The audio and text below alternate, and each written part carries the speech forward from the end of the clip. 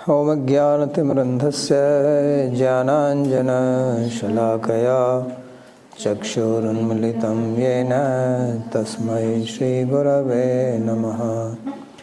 वन्देऽहं श्रीगुरोः श्रीयुतपदकमलं श्रीगुरून् वैष्णवांश्च श्रीरूपं साग्रजातं सहगण रघुनाथान्वितं तं सजीवं साद्वतं सावधूतं परिजनसहितं श्रीकृष्ण चैतन्यदेवं श्रीराधा कृष्ण पादान् सहगण ललिता श्रीविशाखान्वितांश्च।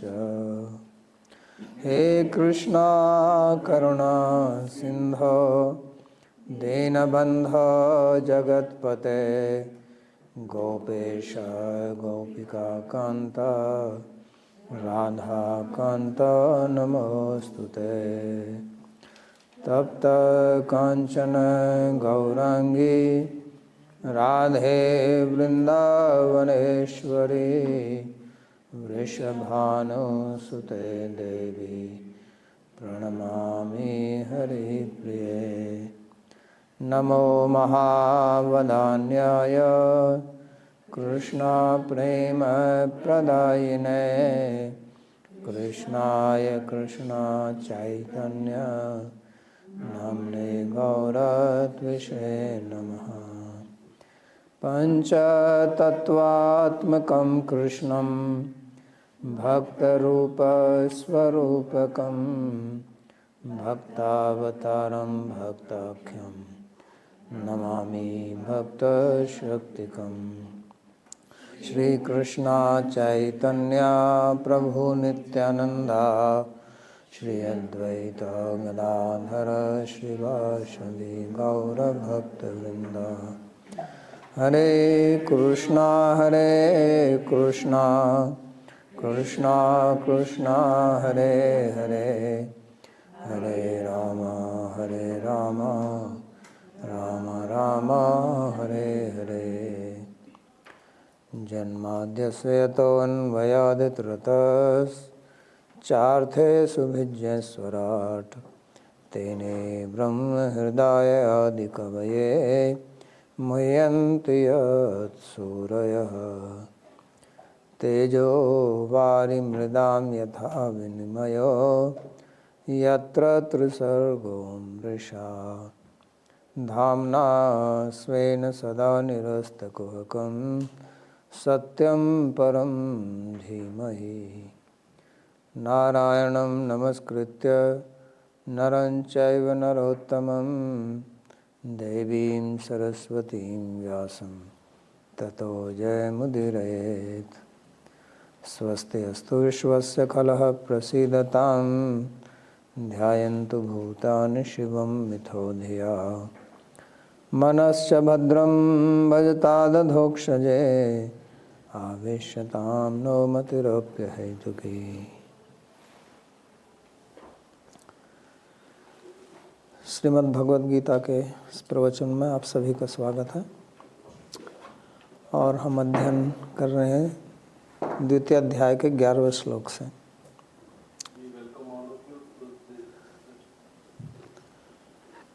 पिछले पाठ में हमने पढ़ा कि अर्जुन ने पहले कहा था कि वो शोकग्रस्त हैं और धर्म सम्मूढ़ हैं, दिशाविहीन है, इसलिए उन्हें भगवान श्री कृष्ण शिक्षा दें जिससे वो निश्रेयस को प्राप्त करें। और ये भी कहा कि उनके पास में ऐसा कोई समाधान नहीं है जिससे उनका शोक विदूरित हो। जैसा कि पिछले अध्याय में कहा था, विसृज्य सशिरम चापम शोक संविघ्न मानसः, कि उनका मन जो है वो शोक से भरा हुआ था। और जब व्यक्ति शोकग्रस्त होता है तो उसमें निर्णय लेने की शक्ति नहीं रहती है, दिशा विहीन हो जाता है। और जब निर्णय ही नहीं ले सकता है तो कार्य करने की भी क्षमता नहीं रहती है। इसलिए शोकग्रस्त होना हमारे जीवन में एक बहुत बड़ा शाप है और ये प्राय करके सभी को आता है।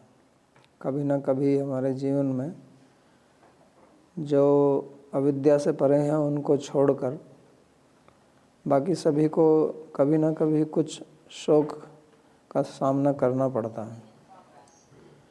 तो यहाँ गीता में भगवान 11वें श्लोक से उस शोक का क्या इलाज है, क्या औषधि है, इसका परिहार कैसे किया जाए, इसके बारे में करीब 20 श्लोक बोलेंगे और ये बहुत ही महत्वपूर्ण श्लोक हैं।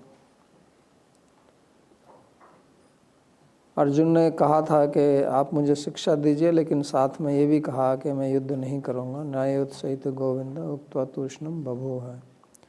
तो इसको देखकर भगवान थोड़े मुस्कराए और उसके बाद में फिर उन्होंने बोलना आरंभ किया। बोलने से मना भी कर सकते थे वो कि जब आपने निर्णय ही ले लिया तो मैं क्या बोलूँगा, लेकिन उसके ऊपर कृपा करके वो आरंभ करते हैं। ये श्लोक नंबर 11। श्री भगवान उवाच अशोच्यानन्व शोचस्त्वं प्रज्ञावादांश्च भाषसे गतासु न गतासुंश्च नानुशोचन्ति पंडिताः। श्री भगवान ने कहा, तुम उनके लिए शोक कर रहे हो जो शोक के योग्य नहीं हैं और फिर भी विद्वानों की तरह बात कर रहे हो। जो वास्तव में पंडित हैं वे न तो मृत के लिए ही और न ही जीवित के लिए शोक करते हैं। तो यहाँ महत्वपूर्ण शब्द है। यहाँ पर श्री व्यास जी ने ये नहीं लिखा कि श्री कृष्ण उवाच, उन्होंने लिखा श्री भगवान उवाच, ताकि हमें पता हो कि ये केवल एक कोई व्यक्ति नहीं बोल रहे हैं और उनके मित्र नहीं बोल रहे हैं, उनके संबंधी नहीं बोल रहे हैं अर्जुन के, लेकिन स्वयं भगवान बोल रहे हैं। तो जैसे वेद वाणी जो है वो भगवान से निश्रित हुई मानी जाती है, उनके श्वास रूप है, तो ऐसे ये गीता भगवान के मुख पद्म से निश्रित हुई है और इसलिए परम प्रामाणिक है। तो इस बात को हमें ध्यान में रखना चाहिए कि भगवान कृपा करके हमें ये उपदेश दे रहे हैं और उनका उपदेश जो है वो पहले अक्षर से आरंभ होता आ। तो संस्कृत में आ ई और इंग्लिश में भी ए है, तो आ से आरंभ होता है अशोच्यान, क्योंकि आ अक्षर जो है वो मूल माना जाता है ध्वनि का। भगवान स्वयं भी कहते हैं गीता में आगे, अक्षराणाम अकारो अस्मि, कि अक्षरों में मैं आकार हूँ। तो उसी से आरंभ करते हैं। और जो ओम शब्द है जिसको वेदों का सार कहा जाता है वो भी आ से ही आरंभ होता है। आउ दोनों का मिश्रण है। तो यहाँ एक बहुत अच्छी बात वो कहते हैं कि अशोच्यानन्व शोचस्त्वं प्रज्ञावादंश्च भाषसे। तो ये उनकी एक सूक्ष्म दृष्टि है, क्योंकि प्राय करके लोग जब बात करते हैं तो उनको स्वयं नहीं पता होता है कि जो वो कह रहे हैं और जो उनका आचरण है उसमें विरोधाभास है या विरोध है। एक संत या महात्मा या साधु सज्जन उसको कहा जाता है जिसकी वाणी में और आचरण में साम्यता हो, एकता हो। मनसि एकम वचसि एकम कर्मणि एकम महात्मा नाम। महात्मा उसको बोलते हैं जिसके मन में जो विचार है वाणी से वही बोलता है और कर्म से वही करता है। तो भगवान कहते हैं कि आप बात तो बहुत बुद्धिमत्ता की कर रहे हैं, क्योंकि अर्जुन ने कहा था लुप्त पिंडोदक क्रिया प्रदूषंति कुल स्त्रिया, कुल की स्त्रियां प्रदूषित हो जाएंगी, पिंडोदक क्रिया लुप्त हो जाएगी, धर्म का विनाश हो जाएगा, ये सब बातें उन्होंने कही। और उसके कहने के समय वो फिर शोकग्रस्त भी है, शोक संविग्न मानस। तो ये बहुत आश्चर्यजनक चीज़ है कि जो व्यक्ति इस प्रकार के पांडित्यपूर्ण वचन बोल रहा है वो फिर शोकग्रस्त क्यों है। क्योंकि शोक कहाँ पर होता है? कोई शोक हमारे हाथ पैर में नहीं होता है, शोक हमारे मन में होता है। इसलिए कहा ना, शोक संविग्न मानस। और वहीं पर हमारी ज्ञान रहता है, पांडित्य भी वहीं पर रहता है। तो पांडित्य और शोक का आपस में एकाधिकरण, सामान्य अधिकरण संभव नहीं है। जिसके अंदर पांडित्य है वो शोकग्रस्त हो नहीं सकता है, नहीं तो उसके पांडित्य का लाभ ही क्या है। वो उसी प्रकार है, जहाँ प्रकाश है वहाँ अंधेरा भी है। तो जैसे अंधेरा और प्रकाश का सामान्य अधिकरण संभव नहीं है, ऐसे ही शोक और पांडित्य का भी सामान्य अधिकरण संभव नहीं है। तो पहली बात तो ये कह रहे हैं कि अगर कोई शोकग्रस्त होता है तो वो पंडित नहीं कहलाया जा सकता, क्योंकि पंडित उसको बोलते हैं पंडा सदसत विवेक बुद्धि जाता यस्मिन स पंडिता। पंडा कहते हैं बुद्धि को। बुद्धि का कार्य होता है विवेक करना। विवेक का अर्थ होता है गलत और ठीक को अलग अलग समझना, सत्य क्या है असत क्या है, आत्मा क्या है शरीर क्या है। इस प्रकार का जो विवेक कर सकता है, कर सकती जो हमारी बुद्धि है वो करती है। ये हमारी एक इंद्रिय है, अंतःकरण है, तो उसको पंडा बोलते हैं। और जिसमें ये पंडा है, यानी कि जिसमें इस प्रकार की बुद्धि है, उसको बोलते हैं पंडित।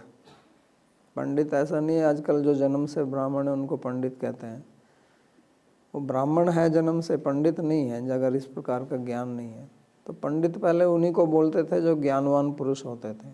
आजकल कोई भी ब्राह्मण हो तो यहाँ नॉर्थ इंडिया में, उत्तर भारत में उसको पंडित कहते हैं, लेकिन वास्तव में ऐसा नहीं है।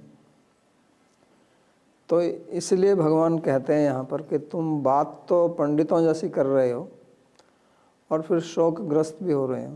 तो एक प्रकार से वो उसका मजाक उड़ा रहे हैं, जिसको सरकाज़्म बोलते हैं अंग्रेजी में, उपहास। ये एक उनका उपहासपूर्ण शब्द है कि आप कैसे पंडित हो। क्योंकि उन्होंने कहा कि जो पंडित लोग हैं वो तो ऐसे शोक करते नहीं हैं, ना गतासून जो कोई जिसमें प्राण नहीं है, असु माने लाइफ प्राण, और अगतासून जिसमें जो गतासून मतलब जिसमें प्राण है और अगतासून जिसमें प्राण नहीं है, दोनों के लिए पंडित शोक नहीं करते हैं, क्योंकि शोक करने का कोई कारण ही नहीं है। तो हमारा शरीर है तो शरीर तो हमेशा ही मृत है, तो उसके लिए क्या शोक करना जो मृत है और मृत ही है। और आत्मा अगतासून आत्मा है, वो कभी मरती नहीं है, तो उसके लिए क्या शोक करना। तो शोक करने का कारण क्या है? फिर कह सकते हैं दोनों का संबंध, तो दोनों का संबंध तो कभी होता ही नहीं है। ये तो एक मानी हुई बात है। जैसे हम कोई बाहरी चीज़ को अपनी मानते हैं, तो वास्तव में तो वो अपनी हो या ना हो, वो बाहर है हमसे, मानने वाली बात होती है। आप अपनी किसी वस्तु को दूसरे को बेच देते हो तो एक मानना ही तो है। वो दूसरा व्यक्ति मान लेता है कभी मैं इसका मालिक हो गया, और आप मान लेते हो कि मैं मालिक नहीं हूँ। कोई भौतिक तो कुछ जुड़ाव है नहीं ना, ऐसा जिसको आप देख सकते हैं कि ये मेरे से जुड़ा हुआ है। जैसे ये मेरा हाथ है, शरीर का अंग है, तो दिखता है ये शरीर का अंग है। तो ऐसा तो बाहर की वस्तु से कुछ है नहीं, एक कल्पना है मन में, और वो व्यवहार के लिए होती है। संसार में व्यवहार नहीं चलेगा, तो ऐसे कुछ हमने नियम बनाए हैं कि उसके अनुसार चलते हैं, लेकिन वास्तव में तो अपना कुछ है नहीं वो। और इसको सब हम समझ सकते हैं। और ये शरीर भी आत्मा की दृष्टि से देखा जाए तो वैसे ही है। शरीर और आत्मा का फिजिकली कोई कनेक्शन नहीं है, क्योंकि एक आध्यात्मिक वस्तु है और एक भौतिक है और उनका आपस में कहीं स्पर्श नहीं होता है। इसलिए उपनिषद में लिखा है असंगो ही अयम पुरुषः, कि पुरुष जो है वो हमेशा असंग रहता है, उसका कभी मेल नहीं होता है। वो केवल अविद्या से मानता है कि ये मेरा है। तो जो जीवन मुक्त पुरुष होते हैं वो इसलिए तो उनको जीवन मुक्त कहते हैं कि वो समझते हैं कि ये शरीर मैं नहीं हूँ, मैं शरीर से भिन्न हूँ। तो यही भगवान यहाँ कहना चाह रहे हैं कि जो शोक के योग्य नहीं है उनके लिए आप शोक कर रहे हो या शोक किया, क्योंकि भूतकाल में अन्वशोच है, मैंने आपने शोक किया और कर रहे हो, और फिर बात आप बुद्धिमत्ता की भी कर रहे हैं, तो इन दोनों का मेल बैठता नहीं है। इसलिए वाद मात्र है। एक प्रज्ञा कहते हैं बुद्धि को, और वाद माने वचन, कि वास्तव में केवल वचन है। क्योंकि बहुत लोग प्रवचन करते हैं, लेकिन उनका अगर आप जीवन देखो तो जीवन में कुछ जो बोलते हैं उनके जीवन में आचरण में वो देखने में नहीं आता है। तो उसी को बोलते हैं प्रज्ञावाद। जैसे अद्वैतवाद, द्वैतवाद, अचिंत्य भेद अभेदवाद, ऐसे ही एक प्रज्ञावाद है, यानी कि बुद्धिमानी की केवल बात करना। बात शब्द जो हिंदी में वो वाद से ही आया है, केवल प्रज्ञा की बात है, वास्तव में आचरण नहीं है। तो इसलिए प्रज्ञावादांश भाष्य से शब्द का इसलिए भगवान ने प्रयोग किया कि बोलते हो आप, करते नहीं हो। तो धर्म जो है वो बोलने की चीज़ नहीं है, वो आचरण की चीज़ है। आचार मूलो धर्म, धर्म का मूल जो है वो आचरण है। और अगर आचरण में नहीं है तो वो धर्म नहीं है, चाहे उसको आप जितना बोलते रहो। गीता के श्लोक याद कर लो, बहुत लोग याद करते हैं, लेकिन क्या उनके आचरण में है वो? क्या वो शोकग्रस्त होते हैं? और अगर शोकग्रस्त होते हैं तो गीता का उन्होंने पहला ही श्लोक जो भगवान ने बोला उसको नहीं समझा। तो अगर कोई गीता का ज्ञाता है, अपने को कहता है मैं गीता का ज्ञाता हूँ, तो उसको तो शोक होना ही नहीं चाहिए, क्योंकि गीता तो आरंभ ही यहाँ से होती है। और अगर वो शोकग्रस्त होता है तो फिर वो प्रज्ञावादी है केवल। ये हमें समझना, ये भगवान सबसे पहले यही बात कहते हैं। और गतासून के लिए तो आप शोक कर सकते हैं, यानी कि जो मर गया उसके लिए शोक करते हैं लोग। ये अगतासून के लिए क्यों कहा भगवान? भगवान कहते हैं कि वो न जीवित के लिए शोक करते हैं न मृत के लिए करते हैं। जीवित के लिए भी कोई शोक करता है क्या? जीवित के लिए तो कोई नहीं करता। कोई आदमी मर जाया, कोई संबंधी रिश्तेदार, उसी के लिए तो शोक करते हैं। जो जी रहा है उसको लिए तो कोई करता नहीं, तो उसको क्यों कह रहे हैं यहाँ पर? अगर कोई बात संभव ही नहीं है तो उसको तो कहने की आवश्यकता नहीं है ना।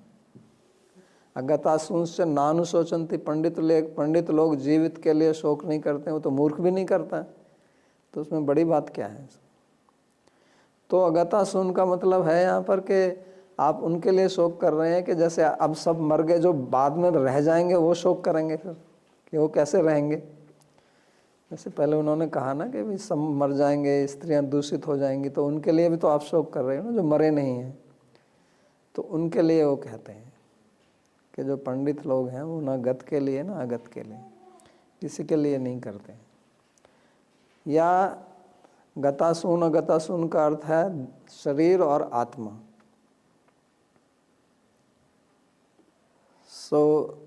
गतासून मतलब अगतासून आत्मा और गतासून देह। तो जो पंडित है वो ना इसके लिए शोक करता है शरीर के लिए ना आत्मा के लिए, क्योंकि कोई कारण ही नहीं है। पंडित का मतलब ही होता है जो समझता है वास्तविकता को, तो वो दोनों में से किसी के लिए भी शोक नहीं करता है, क्योंकि शोक मोह इसका मूल कारण है विवेक का अभाव होना, और पंडित का मतलब ही है कि उसमें विवेक है, इसलिए वो शोक नहीं करता है। महाभारत में एक बहुत बढ़िया श्लोक है इसी को लेकर, शोक स्थान सहस्राणि भय स्थान शतानि च दिवसे दिवसे मूढ़म आविशंति न पंडितम। के हमारे जीवन में रोज अनेक कारण पैदा होते हैं शोक के, क्योंकि जिसको शोक करना हो वो किसी पे भी कर सकता है। आजकल तो विशेष तौर से आप कुछ समाचार देखें, कहीं पर कुछ हो गया, लड़ाई हो गई, कोई मर गया, उसको लेकर भी शोक करने लगे। कुछ लोग करते भी हैं ना। तो उन्होंने कहा शोक स्थान सहस्राणि और भय स्थान शतानि च, और भय के भी बहुत कारण हैं। तो ये मूर्ख लोग जो हैं उनके अंदर ये प्रवेश करते हैं, मूढ़म आविशंति। जो मूर्ख का मतलब यहाँ मूढ़ मतलब जो मोहित है, और मोह का मतलब जिसमें विवेक नहीं है, जिसमें सत वस्तु का शरीर आत्मा का विवेक नहीं है, उसी को मूढ़ मूर्ख बोलते हैं। तो उसी को शोक होता है, लेकिन जो पंडित है उसको नहीं होता। तो उसीलिए भगवान यहाँ कहते हैं कि नानु शोचन्ति पंडिता, कि पंडित जो है वो उसके प्रति शोक नहीं करता है। तो अर्जुन को इतना तो मालूम है कि शरीर और आत्मा भिन्न भिन्न है, क्योंकि उसने स्वयं ये कहा था कि पतंती पितरो ही येषाम लुप्त पिंडोदक क्रिया, कि जब ये पिंड क्रिया जो श्राद्ध करते हैं अपने पूर्वजों का जो मृत हैं, तो वो नहीं होगा तो उनकी पिंडदान समाप्त हो जाएगा, फिर वो स्वर्ग से उनका पतन हो जाएगा। तो ये तो तभी संभव है जब शरीर से भिन्न आत्मा हो, नहीं तो अगर शरीर ही सब कुछ है तो फिर किसका पतन होगा? पतन होने के लिए कुछ है ही नहीं। तो इससे ये सिद्ध होता है कि अर्जुन को शरीर और आत्मा के विवेक का ज्ञान था, उसको पता था कि शरीर से भिन्न आत्मा है। और इसलिए भगवान कह रहे हैं कि जब आपको ये ज्ञान है तो फिर आप शोक क्यों कर रहे हैं? ये उनका कहने का तात्पर्य है यहाँ पर। क्योंकि जब कोई शोक में होता है, भारत में विशेष तौर से किसी की मृत्यु हो जाए और उसके परिवारीजन शोकग्रस्त होते हैं, तो सब पड़ोसी लोग जाके वही बोलते हैं कि क्या है, आत्मा तो नित्य है, अजर अमर है, शरीर तो सब ऐसा उपदेश देते हैं, क्योंकि ये शोक की दवाई है। लेकिन वो भी प्रज्ञावादी ही हैं, जब उनके यहाँ कुछ हो जाता है तो वो भी शोकग्रस्त होते हैं, फिर यही पड़ोसी जाके उनको उपदेश देता है। तो केवल उपदेश की बात नहीं है, ये हमें अपने जीवन में उतारना है, इसको आचरण में लाना है, तभी वास्तव में गीता पढ़ने का लाभ है।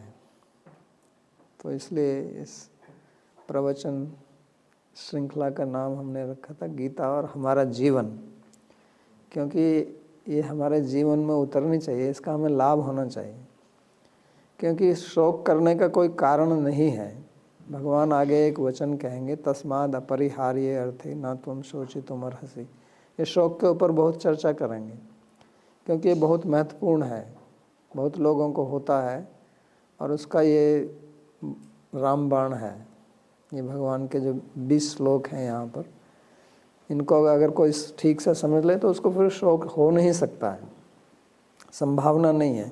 क्योंकि शोक का मूल कारण वास्तव में ज्ञान ही है, अविद्या ही है, अविवेक है, और कुछ नहीं है, और कोई कारण है ही नहीं उसका। तो वहाँ पर वो कहते हैं उस श्लोक में कि जो चीज़ अपरिहार्य है, यानी कि जिसका हम कोई परिहार निराकरण नहीं कर सकते हैं। जो वस्तु हमारे नियंत्रण में है नहीं, तो उसके बारे में हमें शोक नहीं करना चाहिए। तो ये जन्म और मृत्यु पर हमारा कोई नियंत्रण नहीं है। कब किसकी कहाँ और कैसे मृत्यु हो जाएगी, इसमें कोई कुछ नहीं कह सकता। कोई कभी भी मर सकता है। तो ये बात अगर हम ठीक से समझ लें तो फिर कोई मर जाए तो उसके लिए शोक क्यों करना। लेकिन इस बात को हम भूल जाते हैं, और भूलने का कारण मोह होता है, आसक्ति होती है, उससे फिर शोक होता है। तो अर्जुन की यही स्थिति दिखाई गई है। अर्जुन पूरी बात तो यही कह रहा है कि मैं इनको कैसे मार सकता हूँ। कथम भीष्ममहं शंखे द्रोणं च हरिसूदन।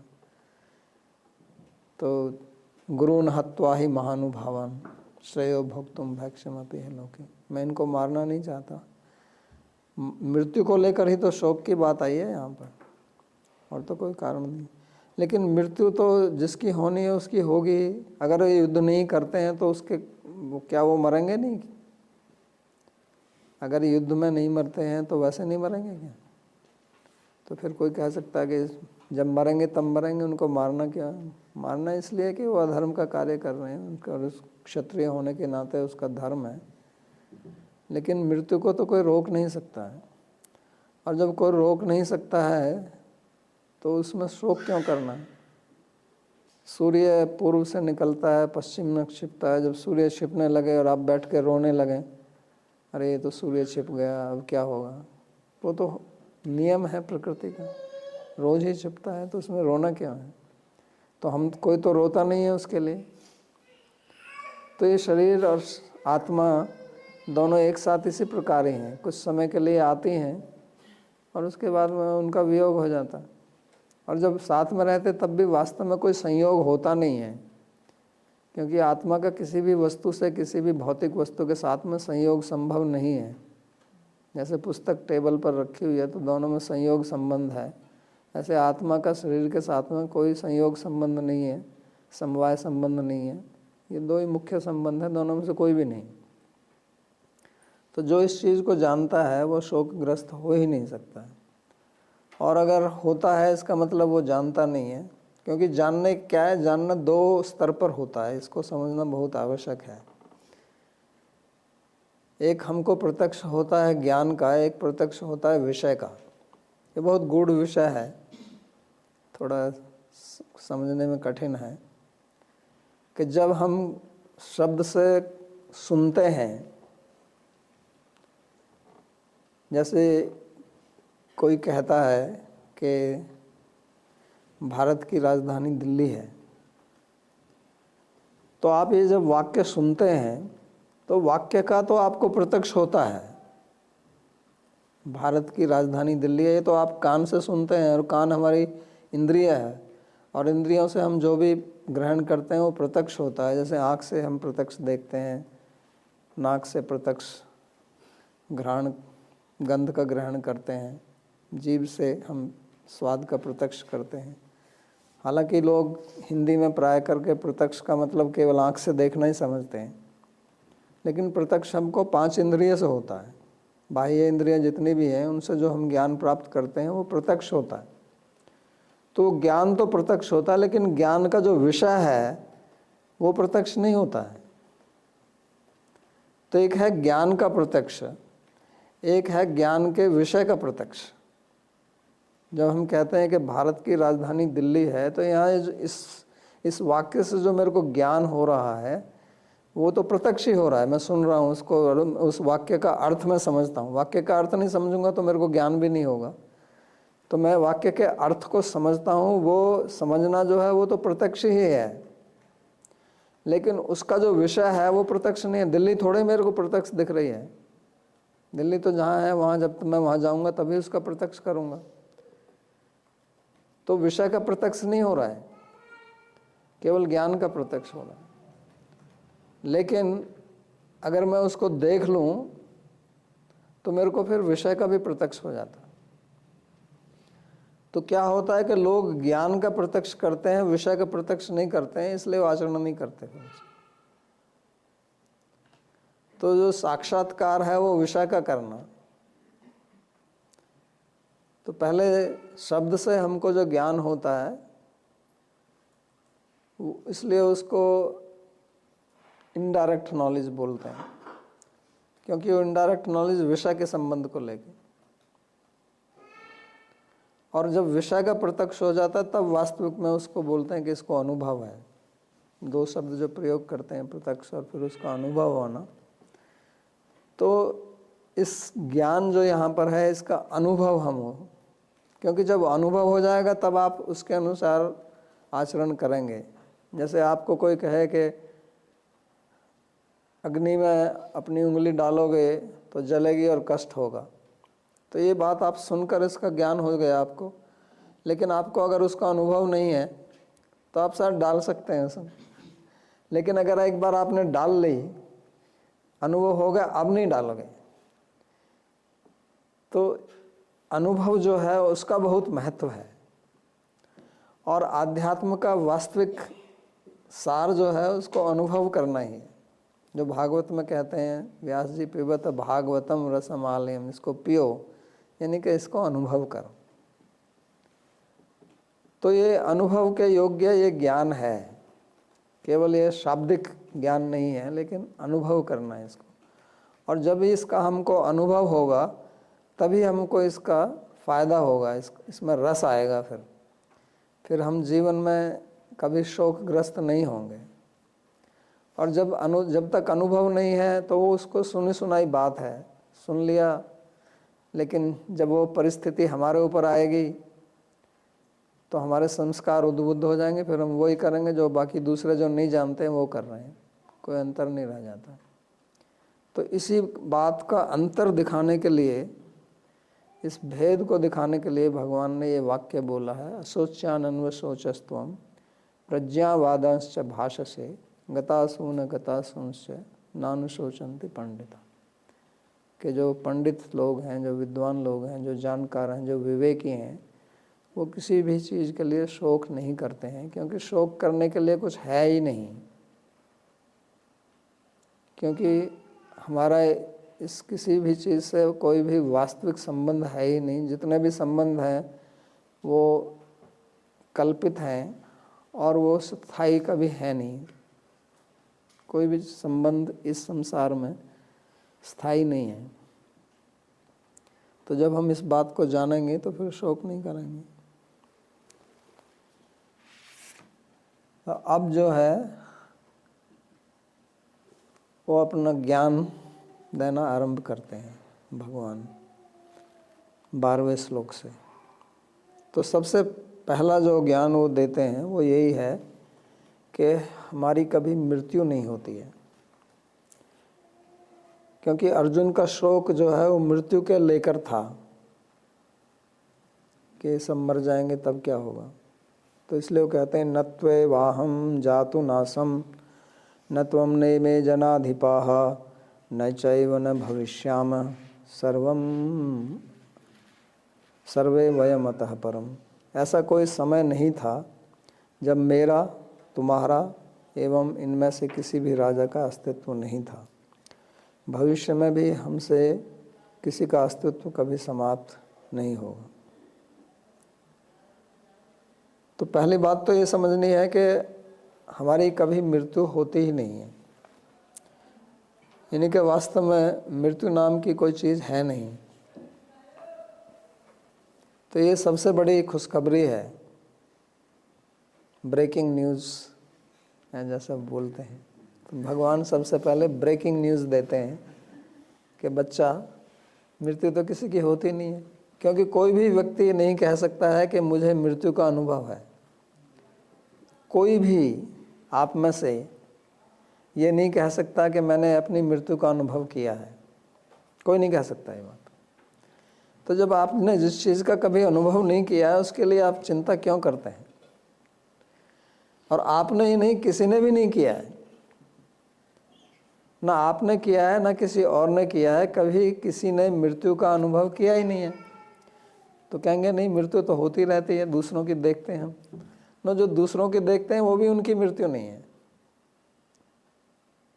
यही तो असली मोह की बात है। तो मृत्यु जिसको हम कहते हैं वो मृत्यु है नहीं। आत्मा की मृत्यु होती नहीं और शरीर हमेशा मृत रहता है, तो मृत्यु किसकी होती है फिर? तो मृत्यु का मतलब होता है कि आत्मा शरीर को छोड़ देती है, उसका नाम मृत्यु है। मरा तो कोई नहीं है, मरता कोई नहीं है। इसलिए जो हमारे सगे संबंधी जितने भी हैं, जो आज जिनको हम देख नहीं पा रहे हैं, वो भी मरे नहीं है, वो भी हैं कहीं पर। जैसे कभी कोई लोग विदेश चले जाते हैं, फिर उनसे मिलन नहीं होता है, तो मर थोड़े गए हों। कई बार ऐसा होता है, लोग विदेश चले जाते हैं फिर वापस आते ही नहीं हैं, और आए भी तो 10-12 साल में एक बार आए चले गए, तो क्या हुआ उससे? वो तो मरे के समान ही है। ऐसे तो कभी कभी पूर्वज लोग भी आ जाते हैं ना किसी रूप में। तो इसलिए सबसे पहले भगवान यही कहते हैं कि ये समझ के रखिए कि आप जो हैं अमर हैं, आपकी मृत्यु कभी होती नहीं है, किसी की भी नहीं होती है। तो इसमें अपना भी कहते हैं, सबसे पहले अपनी बात करते हैं, न तो अहम जातु न आसम, कि ऐसा समय कभी नहीं था जब मैं नहीं था। तो दो ना लगाते हैं यहाँ पर।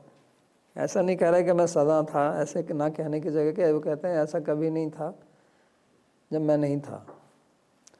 तो इसको संस्कृत में बोलते हैं ध्वंस अप्रतियोगित्वम, कि किसी के अभाव का नकारना उसकी सत्ता को बताता है। सो द्वन्वो प्रकृतार्थम बोधयति, दो निगेशन, दो नकार जो हैं उसकी सत्ता को बतलाते हैं। तो ऐसा एक कहना, एक प्रकार का ये शैली है, रीति है, जब किसी को कहा जाता है कि उसका अभाव कभी होता ही नहीं था। अगर भगवान ये कहते थे कि मैं पहले भी था, मैं, आप, ये राजा सब पहले भी थे और आगे भी रहेंगे, अगर इतना ही कह देते तो उससे ये थोड़ी सिद्ध होता कि मैं हमेशा ही पहले हमेशा ही था। मानो पिछले 200-250 साल थे वो, या पिछले 15-20 जन्म उनके थे, उससे पहले नहीं थे, तो उसके बारे में भी तो ये कहेंगे मैं पहले भी था, कोई गलत थोड़ी है। लेकिन जब ये कह दिया जाता है कि ऐसा कभी नहीं था कि मैं नहीं था, तो उससे ये सिद्ध होता है कि वो हमेशा ही था। क्योंकि वो जब कहा कि मैं नहीं था, तो नहीं था मतलब कभी भी नहीं था, और उसको फिर नकारना, इसका मतलब मैं सदा ही था। तो इसलिए 2 बार कहते हैं न तो एव अहम जातु न आसम, कि ऐसा कभी नहीं था कि मैं नहीं था, यानी कि मैं सदैव ही था। और ये जनाधिपा, ये राजा लोग भी, तो जनाधिप माने राजा, राजा भी उसी, और या जन और अधिप अलग अलग कर सकते हैं। जनता को जन और अधिप माने राजा हो सकता है। कि ये लोग और राजा लोग जितने भी हैं, इनमें से कोई भी ऐसा नहीं था कि जो पहले नहीं था। और ये लाक्षणिक है बाकी जीव जंतुओं के लिए भी, जितने भी जीव जंतु हैं संसार में सब थे पहले से, और ऐसा भी नहीं है आके भविष्य में ये नहीं रहेंगे। न चैवं भविष्यामः सर्वे वयम् अतः पर। तो जो मूल शोक का कारण है उसके बारे में ये बताते हैं पहले। तो इससे ये सिद्ध होता है कि हम जो हैं, हम कालातीत हैं। आत्मा के ऊपर काल का कोई प्रभाव नहीं पड़ता है। जिस चीज़ पर काल का प्रभाव पड़ता है वो आत्मा नहीं है। काल का प्रभाव केवल प्राकृतिक वस्तुओं पर ही पड़ता है। तो जो चीज़ जिनको हम कहते हैं कि पैदा होती है, बदलती है, वो केवल भौतिक वस्तुएं हैं। और क्योंकि आत्मा भौतिक नहीं है, अभौतिक है, इसलिए उस पर काल का कोई प्रभाव नहीं पड़ता। और काल का कोई प्रभाव नहीं पड़ता इसलिए वो नित्य है, क्योंकि ना उसका प्रागभाव था ना प्रध्वंसा भाव है। ना तो ऐसा था कि वो कभी नहीं थी, ना ऐसा है कि वो कभी नष्ट हो जाएगी, इसलिए वो नित्य है। और बीच में वो बदलती भी नहीं है, उसके बारे में आगे बताएंगे, वो बहुत कुछ बताएंगे इसके बारे में। दूसरी बात यह है कि कोई भी चीज़ है, चाहे वो भौतिक है या अभौतिक है, उसका अस्तित्व आप विनाश नहीं कर सकते हैं। भौतिक चीज़ों में भी जो होता है उसका केवल नाम और रूप बदलता है, उसका अस्तित्व नहीं बदलता। जैसे आधुनिक विज्ञान में कहते हैं कि शक्ति को ना आप पैदा कर सकते हैं ना उसको नष्ट कर सकते हैं। Energy can neither be created nor destroyed. और सब चीज़ एनर्जी है, क्योंकि मैटर भी एनर्जी ही है। तो वास्तव में पैदा तो कुछ हो ही नहीं सकता है और विनाश भी हो ही नहीं सकता। आत्मा की तो समझना आसान है कि आत्मा एक ऐसी चीज़ है, उसका ना जन्म होता है ना मरती है, हम सब जानते हैं। लेकिन जो ये भौतिक चीज़ें हैं इनका भी वास्तव में जन्म नहीं होता है, केवल रूप बदलता है, नाम रूप। तो ये जितना भी संसार है ये नाम रूपात्मक है। बदलाव इसके रूप में आता रहता है, जब रूप बदलता है तो उसका नाम नया हो जाता है। कच्चा आम है उसको कच्चा आम कहते हैं, पक गया फिर वो उसका रूप बदल गया, उसको पका हुआ आम बोलते हैं। पहले बीज है उसका पेड़ बन गया, पहले उसका नाम आम की गुठली था, वो आम का पेड़ हो गया, उस पर फल लग गया। तो जितना भी बदलाव है वो भौतिक वस्तुओं के रूप पर होता है। और उनको आप मिला दें, कुछ भी कर दें, किसी चीज़ को आप जला भी दें तो भी उसका विनाश नहीं हुआ है, क्योंकि उसमें जो भिन्न भिन्न जो 5 तत्व थे वो उसमें से निकल गए, विनाश नहीं हुआ। विनाश हो ही नहीं सकता है, केवल परिणाम होता है। तो इसको शक्ति परिणामवाद बोलते हैं। हमारा जो सिद्धांत है वो है शक्ति परिणामवाद, कि ये भौतिक जगत जो है ये भगवान की शक्ति है और इसका परिणाम होता है। भगवान का परिणाम नहीं होता है, आत्मा का परिणाम नहीं होता है, जीव का परिणाम नहीं होता है। केवल जो बहिरंगा शक्ति है उसी का परिणाम होता है। उसको भी कोई पैदा नहीं कर सकता है, क्योंकि वो भगवान की शक्ति है, कौन उसको पैदा करेगा। भगवान की शक्ति होने के नाते कौन उसका विनाश करेगा। तो संस्कृत में जो विनाश शब्द है वो नश धातु से आता है। उसका मतलब होता है छुप जाना, अंतर धान हो जाना। नाश का मतलब होता है कि वो चीज़ अभी दिखाई नहीं दे रही है। वास्तव में संस्कृत में उसका यही अर्थ होता है। तो कोई भी चीज़ जिसको हम कहते हैं कि वो मर गया है, जल गया है, समाप्त हो गया, उसका मतलब उसका रूप बदल गया है, इसलिए वो जैसी पहले थी वैसे दिखाई नहीं देती है। तो सबसे प्रथम जो है ये इसी को मानना पड़ेगा। और हमारा शरीर तो वैसे ही बदलता ही रहता है। विज्ञान के अनुसार 7 साल में सब कुछ बदल जाता है। मानो एक कार है, आप कार को चला रहे हैं, उसका प्रयोग कर रहे हैं, फिर उसके टायर घिस गए, आपने नए टायर लगा दिए, फिर उसका दरवाज़ा जो है टूट गया, उसको भी आपने बदल कर दूसरा लगा दिया। एक एक करके उसके सारे हिस्से आपने बदल डाले। मानो आप उस कार को छोड़ना नहीं चाहते हैं तो उसका सब कुछ बदलवा देते हैं। इंजन नया लगवा दिया, चेसिस भी बदल दी, बॉडी भी बदल गई, लेकिन एक साथ नहीं बदली, धीरे धीरे बदली। तो आप तो यही कहते रहेंगे ना कि ये वही कार है। लेकिन अब प्रश्न ये होता है कि जब उसके सारे अंग बदल गए तो क्या वही कार है ये जो आरंभ में थी?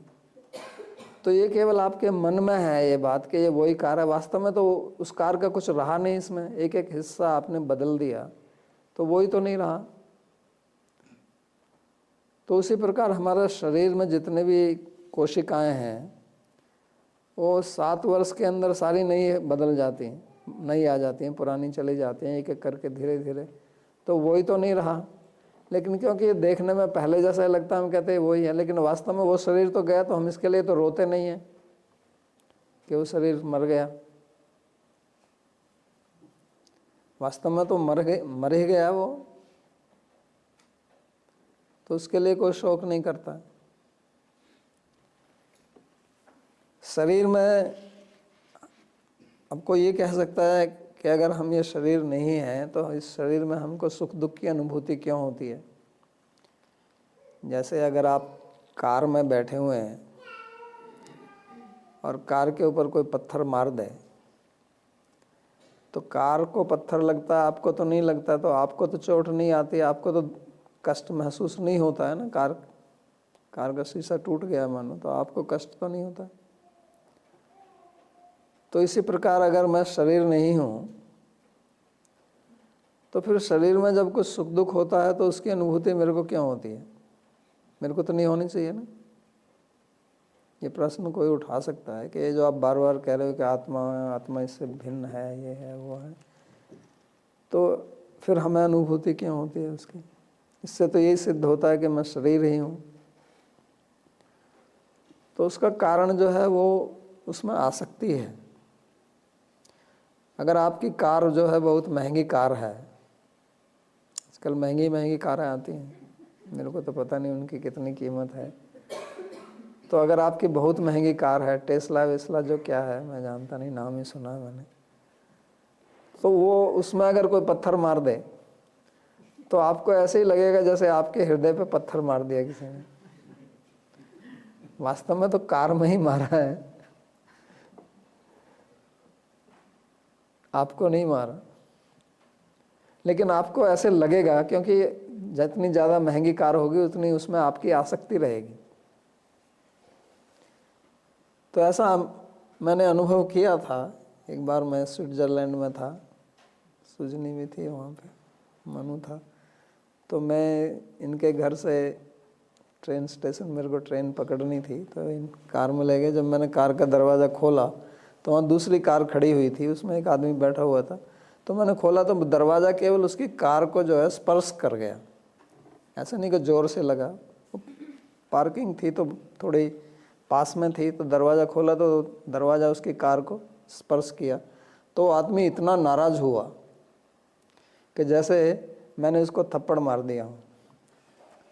तो कार से निकल के आया, बहुत चिल्लाने लगा, मेरी कार को स्पर्श क्यों किया तुमने, ये किया वो किया। मैंने कहा कुछ हुआ तो है नहीं, इसको कोई देख के बता भी नहीं सकता कि स्पर्श किया है इसने। तो उससे पता लगता है कि उसकी कार में कितनी आसक्ति थी कि कोई स्पर्श ना कर दे इसको। जैसे आपकी कोई पत्नी हो, गर्लफ्रेंड हो, कोई उसको हाथ लगा दे तो आप कितने नाराज़ हो जाएंगे। तो ऐसे ही, तो ये आसक्ति से, तो ऐसे ही हमारी शरीर में उसी प्रकार आसक्ति है। तो कभी कभी अगर आपका अनुभव हो या आपने सुना हो कि कभी कुछ लोगों को भूत आते हैं, भूत भारत में तो आते हैं, विदेश में पता नहीं। तो जब किसी व्यक्ति को भूत आता है, यानी कि वो भूतग्रस्त हो जाता है, तो उस समय जो भी उसके शरीर को होता है उस आदमी को अनुभव नहीं होता है उसका, वो भूत को होता है। इसलिए भूत कहता है मेरे को ये खाने को दो, मेरे को वो पीने को दो, तो उसका आनंद जो भूत लेता है वो नहीं लेता, क्योंकि उतने समय के लिए उस शरीर को वो ग्रहण करता है, यानी कि उस शरीर को अपना शरीर मानता है वो, और उस व्यक्ति को अलग हटा देता है। जैसे कि आप कार में बैठे हुए हैं और आप ड्राइविंग कर रहे हैं और कोई आके दादागिरी दिखाकर आपको अपनी सीट से हटा दे और खुद कार चलाने लगे, तो ऐसे ही भूत जो है उसके शरीर में बैठ जाता है और शरीर की इंद्रियों से जो भी उसकी इच्छा है उसको पूर्ति करता है। तो ऐसा देखा गया है। तो इससे यही सिद्ध होता है कि हम आत्मा नहीं, हम शरीर नहीं हैं, लेकिन शरीर में हमारी आसक्ति है और उस आसक्ति के कारण जो है हम अनुभव करते हैं। और जो अगर आप थोड़ा दार्शनिक दृष्टि से देखें, क्योंकि इस बात पर बहुत विचार हैं हमारे वेदांत में कि आत्मा क्या है या नहीं है, तो एक जो बहुत महत्वपूर्ण तर्क दिया जाता है आत्मा की स्थिति के लिए, आत्मा की सत्ता के लिए, वो ये है कि अगर आत्मा शरीर में नहीं होगी तो फिर क्या होगा कि दुनिया में जो अनेक प्रकार के लोग जन्म लेते हैं और उनमें अलग अलग विचित्रता देखी जाती है, तो उसका फिर आप कोई व्याख्या नहीं कर सकते हैं कि ऐसा क्यों है। कोई जन्म लेता है, जन्म से अंधा है, जन्म से विकलांग है, कोई जन्म लेता है बहुत सुंदर है, कोई जन्म लेता है बहुत हृष्ट पुष्ट है, दूसरा जन्म लेता है उसको रोग है। तो ऐसा क्यों होता है? तो इसकी व्याख्या अगर हम माने कि शरीर के अंदर आत्मा है और आत्मा दूसरा जन्म लेती है कर्म के अनुसार, तो समझ में आ जाती है, लेकिन उसके बगैर उसको बताना बहुत मुश्किल है। तो इसको दो दोष मानते हैं हमारे दर्शन शास्त्र में। एक होता है अकृत हानि और अकृत अभ्यागम और कृत हानि, कि अगर आत्मा नहीं है तो जो आप कर्म इस शरीर में कर रहे हैं फिर उसका फल कौन भोगेगा, क्योंकि सारे कर्मों का तो हम फल भोगते नहीं है इस शरीर में। तो फिर आपके जो कर्म हैं उनका फल कहाँ चला जाएगा। और कर्म का फल तो मिलना चाहिए, नहीं तो लोगों के अंदर एक ये निरुत्साह हो जाएगा कि मैं कर्म क्यों करूं अगर मेरे को फल ही नहीं भोगना है उसका। और दूसरा, जो कोई अमीर परिवार में पैदा होता है, कोई गरीब परिवार में, तो अमीर परिवार में होता है तो इसका मतलब जो उसने किया तो कुछ है नहीं और उसको फल अच्छा मिल रहा है, तो इसको बोलते हैं अकृत अभ्यागम, कि बगैर किए ही उसको फल मिल रहा है। और दूसरा वाला अगर कष्ट उठा रहा है तो भी उसके लिए उसने कुछ गलत काम नहीं किया फिर भी वो कष्ट उठा रहा है। तो इस प्रकार की अव्यवस्था देखने में आएगी। तो इसलिए हमारे दर्शन शास्त्र में आत्मा की सिद्धि की जाती है तर्क से। शास्त्र तो कहता ही है, लेकिन तर्क से भी उसकी सिद्धि करते हैं कि क्यों हमको आत्मा माननी चाहिए। क्योंकि अगर आत्मा नहीं मानेंगे तो कर्म का सिद्धांत नहीं मानेंगे, कर्म का सिद्धांत नहीं मानेंगे तो धर्म को नहीं मानेंगे, और धर्म को नहीं मानेंगे तो अव्यवस्था हो जाएगी। फिर ये भी आप नहीं बता सकते हैं कि संसार क्यों है, इसकी रचना क्यों हुई, किसने की, क्या प्रयोजन है। जीवन का कोई प्रयोजन ही नहीं रह जाएगा, प्रयोजन विहीनता हो जाएगी। प्रयोजन विहीनता होगी तो संसार एकदम अस्त व्यस्त हो जाएगा, कोई किसी की मानेगा ही नहीं। जैसे आजकल चल रहा है, आजकल लोग कहते हैं वो YOLO, you live only once. तो फिर उसमें आप कह नहीं सकते, किसी को समझा नहीं सकते कि उनको क्यों जो है नैतिकता के पालन करना चाहिए। क्योंकि अगर मेरा यही जीवन है तो मेरा नैतिकता धर्म से मेरा क्या लेना देना। लेकिन एक बात तो है कि अगर मेरा यही जीवन है तो भी मेरे को शोक नहीं करना चाहिए, क्योंकि मर गया तो मर गया, फिर शोक किसके लिए कर रहे हो। खत्म कहानी। तो चाहे आप आत्मा माने या ना माने, ये बात भी भगवान अंत में जाके कहेंगे कि अचेत यदि तुम, कि अगर तुम ऐसा भी मानते हो तो भी शोक करने की कोई आवश्यकता नहीं है। क्योंकि शोक तो तभी करना चाहिए जब कोई वस्तु विनष्ट हो जाए। जब यहाँ विनष्ट ही कुछ नहीं होता है तो शोक किस लिए कर रहा है।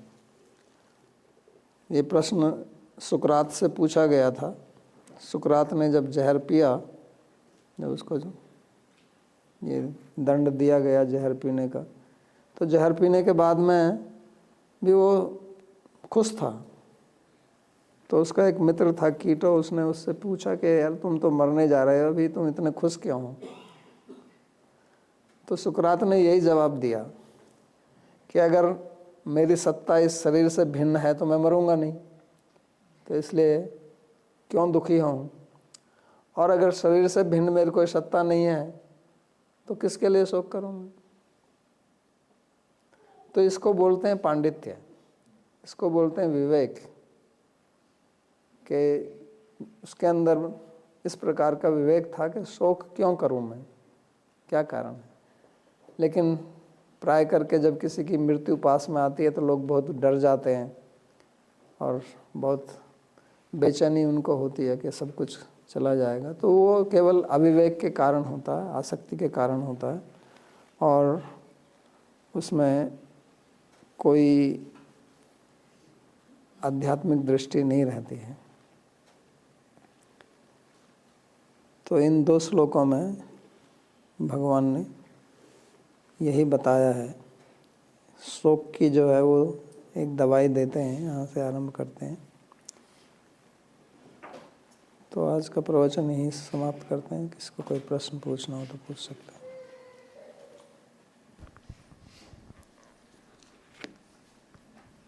नवदेव जी पूछते हैं, कक्षा के लिए धन्यवाद। उच्चतर स्तर के जो भक्त हैं वो भी शोक करते हैं। ऐसा पाया जाता है कि ब्रजवासी जब कृष्णा मथुरा छोड़ करके चले गए थे तब उन्होंने भी शोक किया था। और जब भक्त कोई भजन लिखते हैं तो अपनी कृष्ण के साथ ना होने के कारण अपनी स्थिति का वर्णन करते हैं तो वो भी शोक करते हैं। ऐसा भी पाया जाता है कि भक्त विलाप करते हैं कि सुनामी आती है जब, और भूकंप आता है, या फिर किसी अन्य भक्त की मृत्यु हो जाती है। तो वास्तव में यह क्या संभव है किसी व्यक्ति के लिए कि वह बिना शोक किए रह सके? बिल्कुल संभव है। भगवान ने शोक किया जब उसके सारे बच्चे मर गए, भाई बंधु बलराम तक, जो प्रभास क्षेत्र में उनके जितने भी संबंधी थे सब मर गए वहाँ पर एक साथ। जो अर्जुन बोल रहा है यहाँ पर वो तो उनके साथ एक ही दिन में हो गया। अर्जुन के साथ तो 18 दिन में जाकर होगा। और फिर भी कुछ लोग तो जीवित रहते हैं। पांडव जीवित रहे, उनके 5 पुत्र भी जीवित रहे, भगवान थे, कृतवर्मा, सात्यकी। लेकिन भगवान के साथ तो ऐसा हुआ कि सारे मर गए और उनकी आंखों के सामने और एक ही दिन में। तो उन्होंने क्या शोक किया था क्या? नहीं किया ना। बल्कि उद्धव को गीता सुनाई और फिर चले गए। तो उन्होंने अपने जीवन में दिखाया है। दूसरी बात यह है कि जो ब्रजवासी लोग शोक कर रहे हैं वो शोक करके डिप्रेस होकर बैठते नहीं जाते हैं। भगवान में उनकी आसक्ति है, प्रीति है, तो प्रीति में वो बोल रहे हैं इस प्रकार से। लेकिन ऐसा तो नहीं है कि उन्होंने अपना काम धंधा बंद कर दिया। आदमी व्यक्ति यहाँ शोक में होता तो एकदम बैठ जाता है। जैसे अर्जुन बैठ गया ना, विसृज्य ससरम चापम शोक संविघ्न मानस। ऐसे तो नहीं बैठे ना ब्रजवासी लोग, अपने जितना भी क्रियाकलाप था सब कुछ करते रहे। तो वो अलग प्रकार का शोक है, उसको इससे कंपेयर मत कीजिए। उन्होंने कोई भी अपनी कर्तव्य बंद नहीं किया। तो भक्तों के लिए अगर कोई दूसरा भक्त शोक भी करता है लेकिन वो कभी भी अपनी सेवा को बंद नहीं करता है, वो प्रीति के कारण करता है। इस प्रकार से उनकी और जो आम आदमी का शोक है उनमें बहुत अंतर है। देखने में बाहरी रूप से एक जैसे लगते हैं लेकिन अंतर में भेद है उसका।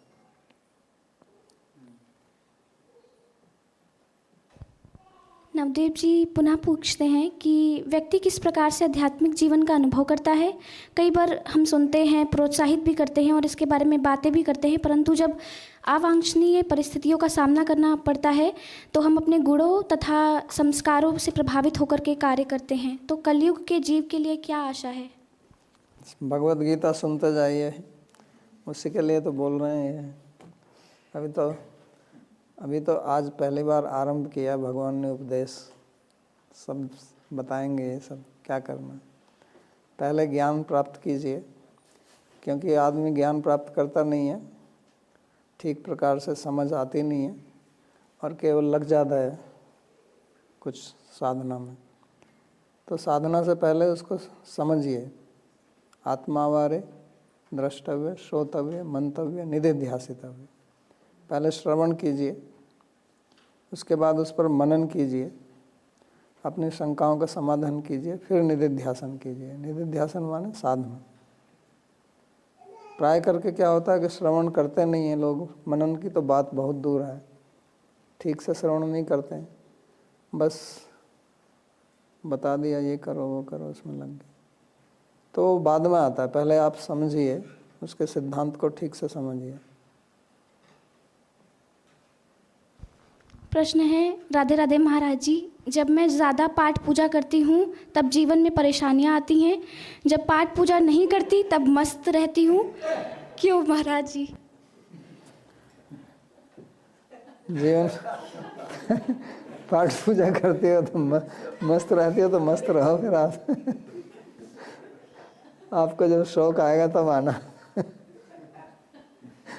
अर्जुन भी पहले मस्त था तो उसने कुछ नहीं पूछा ना भगवान से। जब उसकी मस्ती खत्म हो गई तब पूछा उसने कि मेरे को शिक्षा दीजिए। तो ऐसा तो नहीं है कि आप पाठ पूजा करते हैं तब आपको कष्ट आता है। इसका मतलब आप कुछ चीज़ ठीक नहीं कर रही हैं, आपकी समझ में कुछ गलती है। ऐसा संभव ही नहीं है। यहाँ तो भगवान ने यही कहा कि आप जब पंडित होते हैं तो आप शोक नहीं करेंगे। तो आप पाठ पूजा कर रहे हैं, वही मैंने कहा ना कि पाठ पूजा करना पहले ही चालू कर देते हैं, समझते हैं नहीं लोग। ठीक है वो भी कर रहे हैं, अच्छा है, कुछ तो कर रहे हैं, लेकिन उसका मूल जो है वो ये ज्ञान है। भगवान क्यों ज्ञान दे रहे हैं? नहीं तो अर्जुन को वो भी कुछ बोल देता ना, ये पाठ पूजा कर ले, तू ये श्लोक पढ़, कुछ उसको स्तोत्र बता देते, शिव महिम स्तोत्र का पाठ कर, तो तेरा शोक चला जाएगा। नहीं, त्र्यंबकम यजामहे सुगंधि पुष्टि वर्धनम, है कुछ ऐसा कुछ बता देते, इसका तू 108 बार पाठ कर, अभी तेरा शोक खत्म हो जाएगा। नहीं तो ऐसे कर, तू पुखराज पहन ले, ये शनि की ढैया चल रही है तेरी, तो अभी कुछ ब्लू सफायर वाली ले आ वहाँ से, दुकान से जाके, लोई बाजार से। तो ऐसा नहीं है, ज्ञान की बात है यहाँ, इसको पहले ठीक से समझिए। उनका ही प्रश्न है कि 2.9 श्लोक में परम तप गीता प्रेस में है और आपकी गीता में विसर्ग है, आपके भेद का प्रयोजन। देखता हूँ हमारी गीता में क्या है।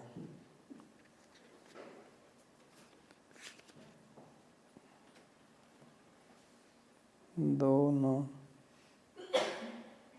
तो गीता प्रेस में अगर श्लोक वो नहीं है,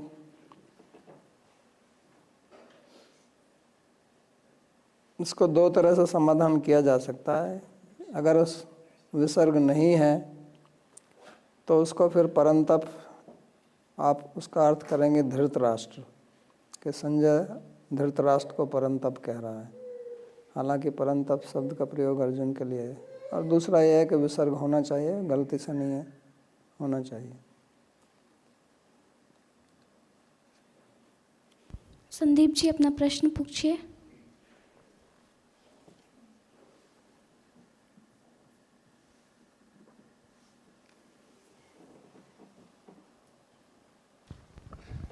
Babaji, I don't understand why Krishna is said the word king, because I don't understand why Krishna is said the king, the name king, because the king is material position, it's not a soul. So why you don't say it, all these atma will not die, but the king will not die? It seems that the king will stay king, or this is a material position king, so the king will die.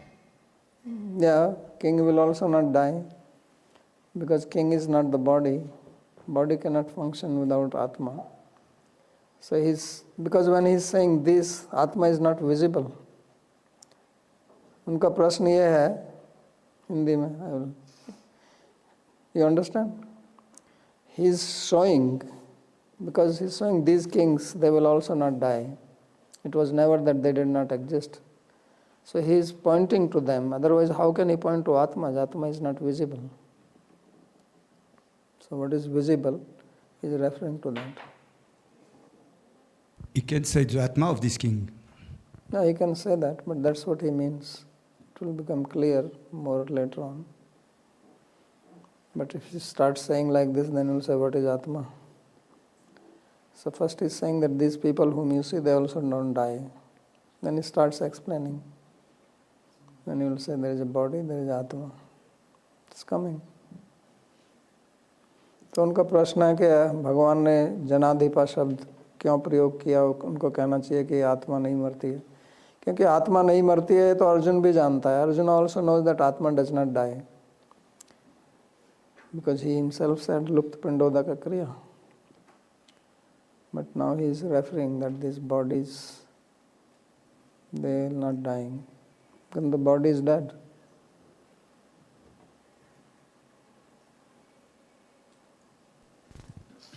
It seems when someone is dying, the lamentation is not so much for the person who died, but for ourselves, because there's something which is suddenly lacking, we're missing something in our lives which we had before.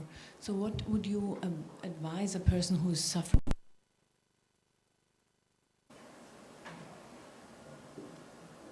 So this is how Atma lives.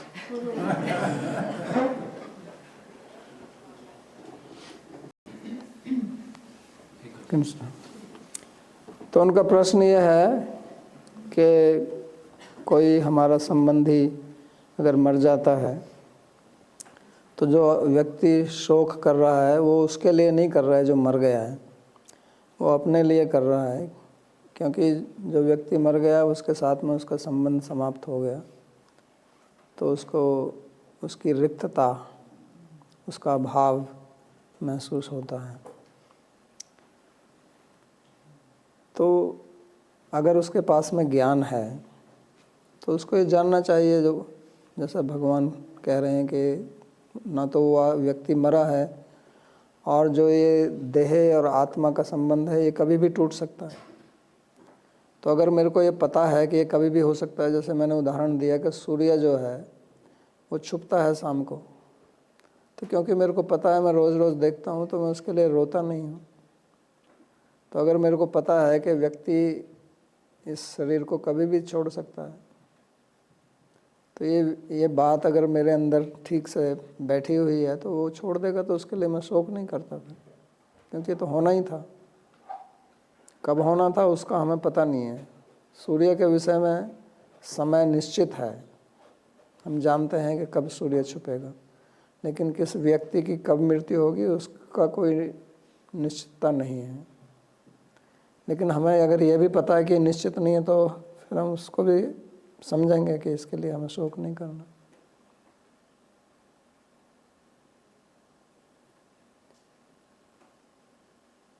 उसको पीछे mic दे दीजिए।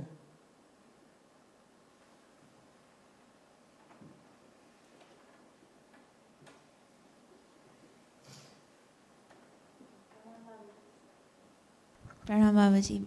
अब मेरा उसका एक follow up प्रश्न है। तो भारत में शिष्टाचार हुआ कि अगर कोई उनका देहांत हो जाए तो फ्यूनरल में भगवत गीता का पाठ, ऐसे ग्रंथ का पाठ हो।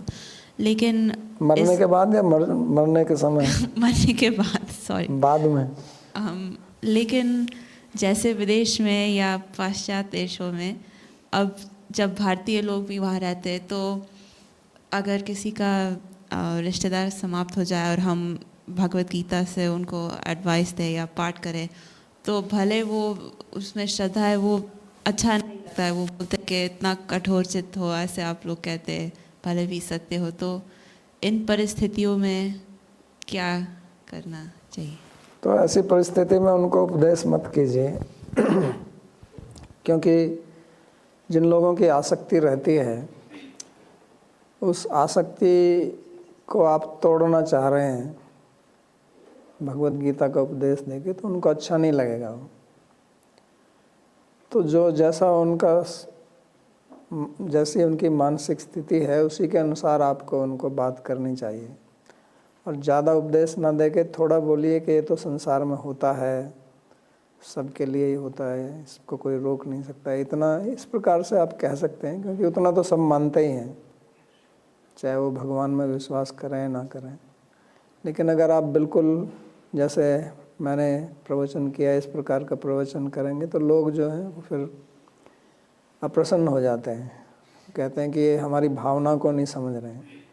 क्योंकि हम जब किसी से बात करते हैं तो हमें उस व्यक्ति की भावनाओं का भी आदर करना चाहिए। अगर वो आपके पास उपदेश सुनने आया है तो अलग बात है, लेकिन कोई तो उपदेश सुनने आता नहीं है, तो आप उपदेशक बन गई हैं तो इसलिए आपको उनकी भावनाओं को ध्यान में रखते हुए तदनुरूप बात करनी चाहिए।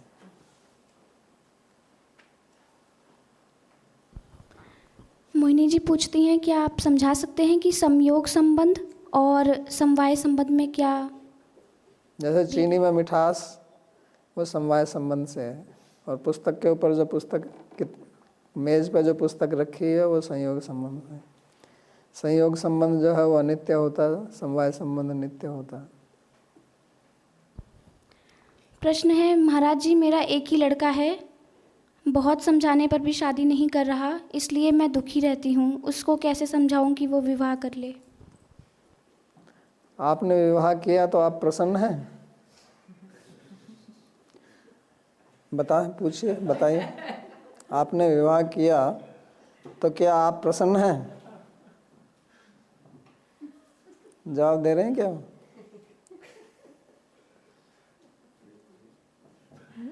अगर आप प्रसन्न हैं तो ठीक है, उसको समझाइए कि वो भी प्रसन्न हो विवाह करके। लेकिन अगर आप विवाह करके प्रसन्न नहीं हैं, जैसा कि आप स्वयं ही कह रही हैं कि वो विवाह नहीं कर रहा है इसलिए आप दुखी हैं, तो उसको आप इस दुख में क्यों डालना चाहती हैं?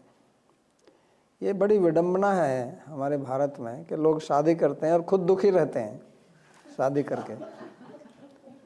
ऐसा बहुत कम देखने में आएगा कि किसी ने शादी की और वो बहुत खुश है शादी करके, और फिर अपने बच्चे की भी उसी दुख में डालना चाहते हैं। अरे उसको समझाओ कि देखो शादी करके हम दुखी हैं, आप मत करो। तो खुद मरते हैं और दूसरों को भी उसी कुएं में डालना चाहते हैं। तो आप उसकी प्रसन्नता चाहती हैं कि अपनी प्रसन्नता चाहती हैं? पहले तो ये बताइए। अगर आप अपनी प्रसन्नता चाहती हैं तो ठीक है, उसके पीछे पड़िए, उसको शादी करिए, उसको धर्म का उपदेश कीजिए, माँ बाप की आज्ञा है, मैं आपको बताता हूँ क्या बोलना है उसको। अगर आपको अपनी प्रसन्नता की चिंता है और उसकी प्रसन्नता की चिंता नहीं है, तो उसको ऐसे बताइए कि देखो, जो हमारा धर्म है वो कहता है कि मातृदेवो भव, तो मैं आपकी माँ हूँ, आपके लिए देवता के समान हूँ मैं, इसलिए आप मेरी बात मानिए। और जो माँ बाप की आज्ञा का पालन नहीं करता है वो दुखी रहता है, नरक जाएगा। तो उसको ऐसे थोड़ा डराइए, इसलिए आप शादी कीजिए। देखो हमने शादी किया तो कितने प्रसन्न हैं हम, तो आप भी शादी कीजिए। अगर सब लोग शादी नहीं करेंगे तो ये संसार कैसे चलेगा? क्योंकि संसार को चलाना बहुत आवश्यक है। नहीं, उसका ठेका भी हमने लिया है। और शास्त्र में कहा है कि अगर कोई बगैर पुत्र पैदा किए हुए जाता है तो उसको नरक जाना पड़ता है। आप शादी नहीं करोगे तो आपको नरक जाना पड़ेगा। पुत्र को पुत्र इसलिए कहते हैं कि पुत्र नामना नरकाय त्रायते इति पुत्र, एक पुत्र नाम का नरक है। तो पुत्र जो है वो उसको अपने माँ बाप को उस नरक से बचाता है। पुत्र त्रा माने त्राण करना, त्राता बचाता है। इसलिए अगर आप शादी नहीं करोगे, आपका पुत्र नहीं होगा, फिर आप नरक जाओगे, इसलिए शादी करो। तो इस तरह से उपदेश करो उनको, अगर आप अपनी प्रसन्नता की चिंता करती हैं। और अगर आप उनकी प्रसन्नता की चिंता करती हैं तो उन पर छोड़ दीजिए। प्रश्न है राम राम जी का। महाराज जी, मैंने अपने जीवन में देखा है जो लोग अपने बुजुर्गों की सेवा करते हैं उनकी बुढ़ापे में सेवा करने के लिए कोई नहीं होता है। जिन्होंने बुजुर्गों की सेवा नहीं की है उनकी बुढ़ापे में सेवा हो रही है, ऐसा क्यों महाराज जी? तो अभी तो हमने बताया ना, कर्म का फल मिलता है, और वो हर कर्म का फल इसी जीवन में नहीं मिलता है। जिनकी सेवा हो रही है उन्होंने अच्छे कर्म किए होंगे इस जन्म में, पूर्व जन्म में। जिनकी नहीं हो रही है उनके कुछ दुष्कर्म रहे होंगे, इसलिए ऐसी स्थिति में है। हम क्या होता है कि हम एक ही जीवन को लेके पूरा निर्णय देखना चाहते हैं, लेकिन हमने अनेक जीवन पहले भी बिताए हैं, हमारा कर्म पिछले जन्मों से भी आ रहा है, तो उसका फल अब मिल सकता है। तो उसको देख के हमें विचलित नहीं होना चाहिए अपने धर्म से। संदीप जी प्रश्न पूछिए। मेरा जो प्रश्न है वो पूर्व पक्ष के रूप में है, मतलब अगर मैं कोई पॉइंट को मिस कर रहा हूँ तो आप बताइएगा प्लीज। कि 2:11 पे भी एक है और 2:12 पे भी। 2:11 पे ऐसे कि अगर हम सिर्फ हिंदी ट्रांसलेशन को देखें और उसमें ये कहें कि मतलब जीवित के लिए शोक नहीं करना चाहिए, तो हर व्यक्ति ऐसे हार्ड हार्टेड नहीं हो जाएगा जो कि ये गीता पढ़ेगा कि I become very hard hearted, कि मैं I am not bothered about anyone, इस तरह से। तो नहीं, शोक करके लाभ क्या मिलता है बताइए यार। हार्ड हार्टेड की बात छोड़िए, शोक करके किसको क्या लाभ मिलता है ये मेरे को बताओ आप। जो व्यक्ति तो नहीं मिलता, लेकिन जैसे नहीं मिलता तो फिर क्यों कर रहे हो? जिससे लाभ नहीं मिलता है उसको क्यों करते हैं? जो मतलब उस दूसरे व्यक्ति से कनेक्ट हो जाता है थोड़ा, कि अगर जो कोई दुखी तो है करो, फिर करिए। फिर भगवान को कनेक्ट करना नहीं चाहते, फिर भगवान को गीता बोलने क्या है? तो हर एक आदमी कर ही रहा है। भगवान को गीता बोलने की क्या आवश्यकता है? शास्त्र वो चीज़ नहीं बताता जो आदमी स्वयं ही कर रहा है। लोग हिंसा कर रहे हैं तो शास्त्र नहीं कहता कि हिंसा करो, शास्त्र कहता है हिंसा मत करो, क्योंकि वो लोग ऐसा नहीं करते। तो लोग तो शोक कर ही रहे हैं, फिर भगवान को क्या जरूरत है गीता बोलने की? और अर्जुन को क्या आवश्यकता थी पूछने की? क्या आवश्यकता थी उसको पूछने की? ये तो उनसे कनेक्ट हो रहा है ना वो, दूसरे लोगों से, और दूसरे लोग इसको मारेंगे। तो हार्ड हार्टेड क्या होता है? इस शोक का मेरे को लाभ बता दीजिए आपके, इसको ये लाभ होता है। लाभ तो कुछ भी नहीं है। फिर जब लाभ कुछ भी नहीं है तो क्यों करना है?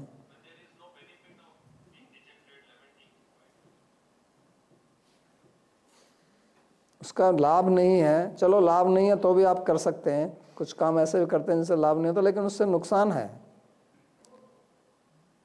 आपकी कर्तव्य परायणता, आपकी शक्ति, आपकी बुद्धि सब विनष्ट होती है उससे। देखा नहीं अर्जुन ने कैसे बैठ गया वो, इतना बड़ा वीर पुरुष होते हुए।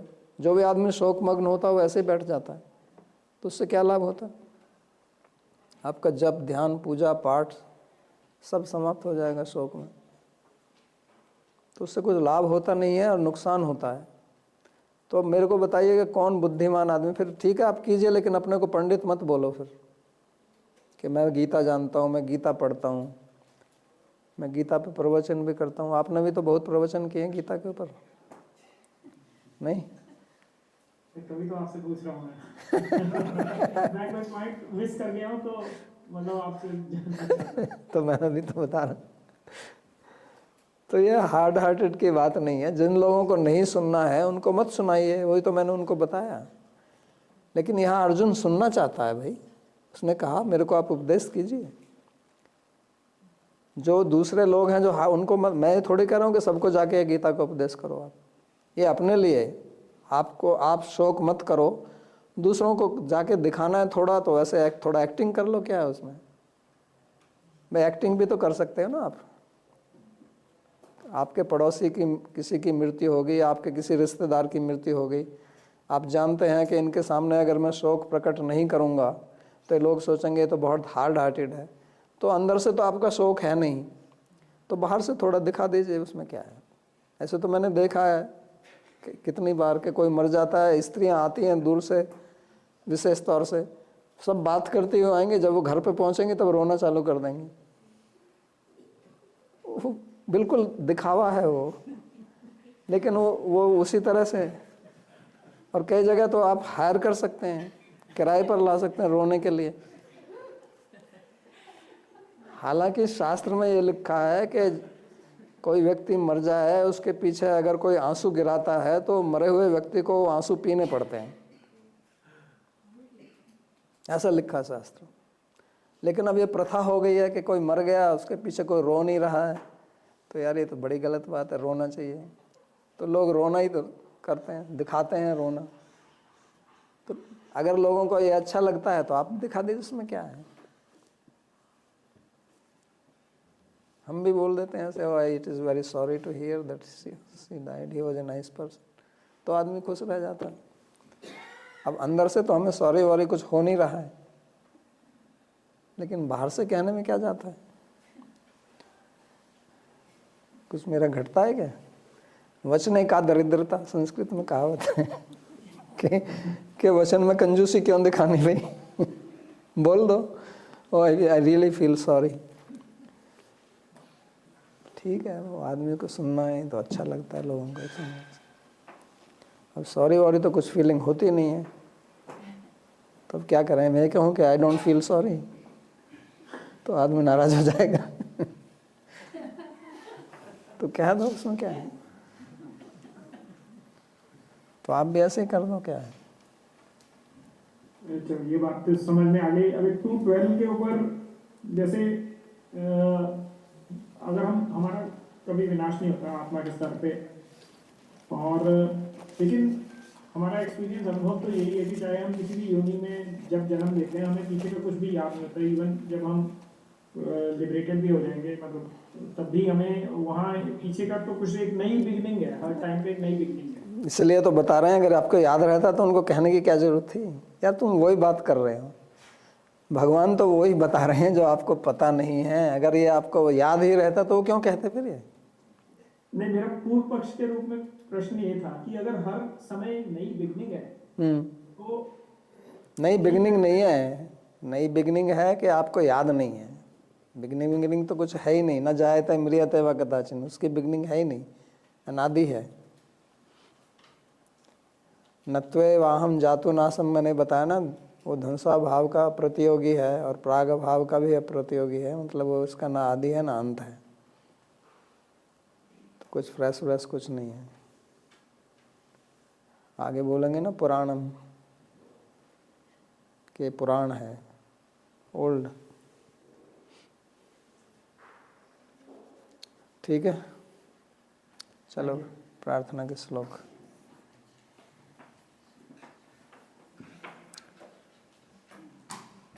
सर्वोपनिषदो गावो दुग्धा गोपाल नंदनः पार्थो वत्सः सुधीर्भोक्ता दुग्धं गीतामृतं महत्। एकं शास्त्रं देवकी पुत्र गीतम् एको देवो देवकी पुत्र एव। एको मंत्रस्तस्य नामानि यानि कर्माप्येकं तस्य देवस्य सेवा। कार्पण्यदोषोपहतः स्वभावः पृच्छामि त्वां धर्म सम्मूढ़चेताः। यच्छ्रेयः स्यान्निश्चितं ब्रूहि तन्मे शिष्यस्तेऽहं शाधिमां त्वां प्रपन्नम्। यत्र योगेश्वरः कृष्णो यत्र पार्थो धनुर्धरः तत्र श्रीर्विजयो भूतिर् ध्रुवा नीतिर्मतिर्मम। कृष्णाय वासुदेवाय देवकी नंदनाय च नंदगोपकुमाराय गोविंदाय नमो नमः। नमः पंकजनाभाय नमः पंकजमालिने नमः पंकजनेत्राय नमस्ते पंकजंघ्रये। भवे भवे यथा भक्तिः पादयोस्तव जायते तथा कुरुष्व देवेश नाथस्त्वं नो यतः प्रभो। नाम संकीर्तनं यस्य सर्वपाप प्रणाशनं प्रणामो दुःख शमनस्तं नमामि हरिं परम्। हरि ओम तत्सत्।